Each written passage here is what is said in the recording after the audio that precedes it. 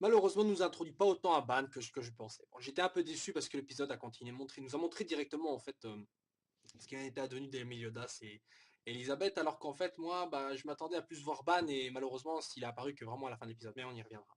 Donc cet épisode-ci nous montre encore une fois de plus ou moins essaie de nous montrer quel étalage de force il y a entre Meliodas et Oussitian en quelque sorte vis-à-vis des autres chevaliers sacrés que l'on voit dans cet épisode-ci, mais aussi voir la différence de force qu'il y a entre par exemple ceux-ci et Guild Hunter, parce que excusez-moi, mais il est assez clair de voir que Guild Hunter est bien plus puissant, Girusanda, qui est bien plus puissant que ces guerriers sacrés avec des pouvoirs un peu random, genre le mec il est invisible, enfin bref. En tout cas, ça montre aussi que Meliodas n'est pas un con, ça veut dire que c'est pas un héros qui fonce dans le tas un peu comme le faisait Naruto au début ou quoi, voilà, c'est pas un, voilà, c'est le mec il est intelligent, il sait se battre, il est pas con, malgré son petit air nonchalant, le mec qui a apparemment un odorat aussi puissant que pour renifler, ou une vision tellement bonne, je sais plus ce qu'il a dit là, pour repérer ou sentir des sous-vêtements, des culottes à je sais plus combien de kilomètres, enfin bref, ça.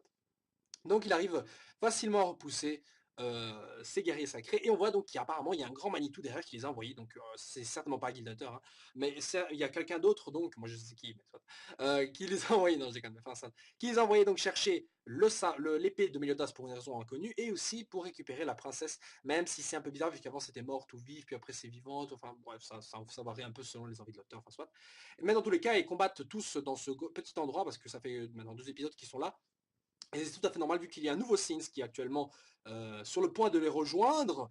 Ils sont plus très loin de pouvoir le recruter vu que celui-ci est encore à la prison et vient de dénuder Jericho tel un petit pervers malade sexuel parce que ce mec en plus le dénudé en espérant pouvoir s'habiller enfin en utilisant son armure. Malheureusement manque de peau, bah la fille elle a légèrement un corps trop petit pour lui donc le mec il a pas pu enfiler ses vêtements et se fait intercepter à la fin de l'épisode donc par un chevalier sacré qui l'aurait capturé il y a longtemps. Mais Ban n'a aucun problème, c'est pour ça que j'adore ce personnage, vous comprenez bien, le mec qui s'est transpercé, il arrive encore à sourire. Pourquoi, comment, pourquoi eh ben vous le saurez bien dans le prochain épisode, malheureusement. Oui, parce que c'est dans le prochain épisode que visiblement les deux vont enfin se retrouver, donc visiblement quelque chose va se produire.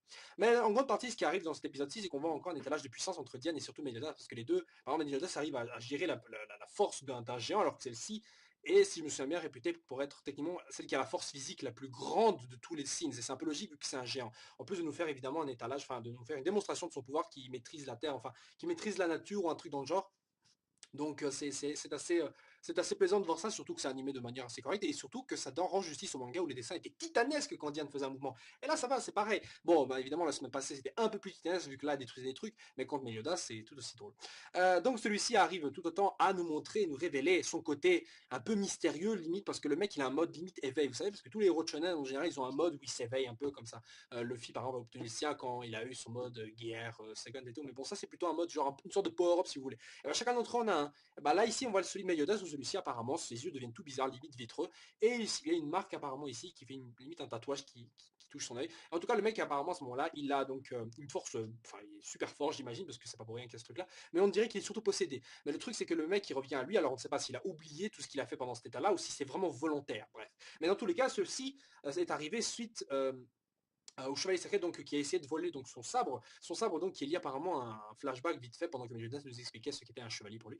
Enfin bref, celui-ci apparemment était devant le corps inanimé d'une jeune fille avec les cheveux roses en armure en tous les cas, et celui-ci apparemment était extrêmement triste de la mort de celle-ci. Donc c'est certainement lié au passé de Meliodas, on en apprendra bien plus dans la suite de l'animé j'imagine. Je ne sais même plus si dans le manga il y avait une explication. Oui, je crois qu'il y avait un truc comme ça. Enfin, dans tous les cas, il y a une explication à tout cela et on va les avoir bien assez tôt, j'imagine. Mais bon, on nous montre encore une fois donc que Meliodas donc n'est pas un chevalier tout à fait ordinaire. Il a eu son passé tout triste comme les autres, j'imagine. Enfin, vous le saurez bien assez tôt.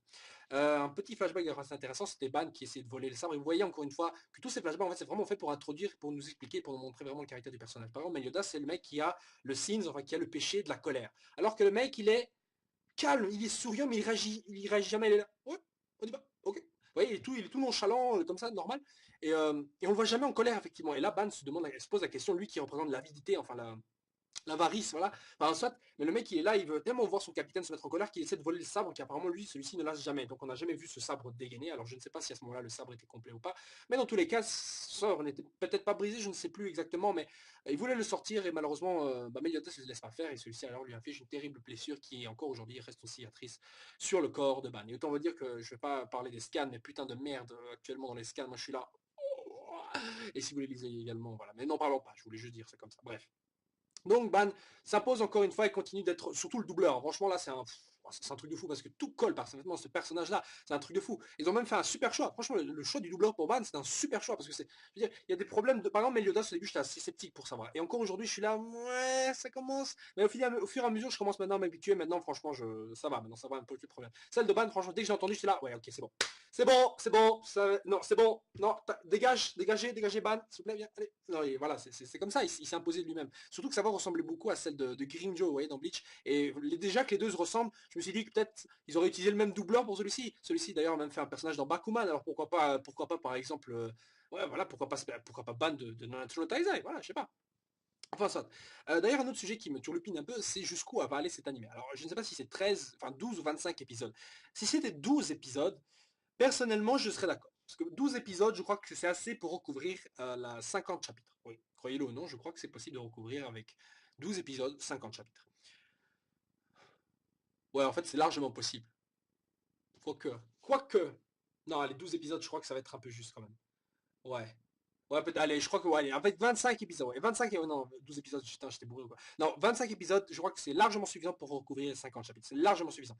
Ou 26, allez, 26, parce que je sais pas si c'est en tranche de 25 ou 26, mais pour recouvrir la première moitié. Et à mon avis, Nanatsu no Taizai, cette saison-ci, va recouvrir justement ces 50 premiers épisodes, parce que déjà, l'opening ne couvre que certains événements liés. Enfin, on voit certaines scènes qui ne se produisent que jusqu'au chapitre justement environ 50 et on n'a rien après. Parce que sinon on aurait vu d'autres trucs, vous voyez. Et de ce côté-là, alors je suis d'accord. Je suis d'accord pour penser que donc on n'aura pas la deuxième partie, enfin tout ce qui est après le chapitre 50, parce que après le chapitre 50, il y a un nouveau truc qui commence dans le manga, et donc dans l'anime, j'imagine qu'ils s'arrêteront là. Et c'est pas plus mal que ça, c'est pas plus mal, effectivement, parce que tout cela, de toute façon, faudrait nous préparer, faudrait nous, voilà, je sais pas, il faudrait nous montrer plus de trucs dans l'opening, il faudrait le changer un peu, merde quoi, ça va être un peu comme dans Dragon Ball Kai, en gros, la même musique, la même intro, le même truc, sauf qu'il y a 2-3 scènes qui changent pour nous montrer 2-3 méchants en plus ou quoi, voilà, à part ça, voilà quoi, bref.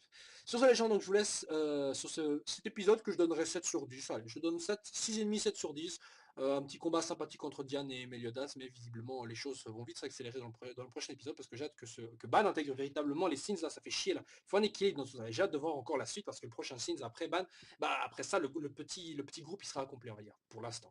Bref, sur ce, à la semaine prochaine pour le prochain épisode de Nanatsu no Taizai. Et n'hésitez pas à voir aussi les scans.